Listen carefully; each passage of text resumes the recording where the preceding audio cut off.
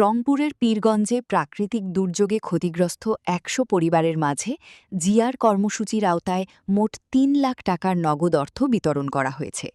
বুধবার উপজেলা পরিষদ চত্বরে আয়োজিত অনুষ্ঠানে সভাপতিত্ব করেন উপজেলা নির্বাহী কর্মকর্তা মাহমুদুল হাসান।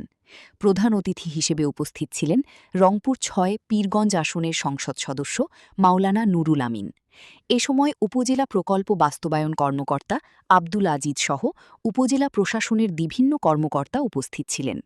অনুষ্ঠানে ক্ষতিগ্রস্ত ১০০টি পরিবারের হাতে নগদ সহায়তার অর্থ তুলে দেওয়া হয়।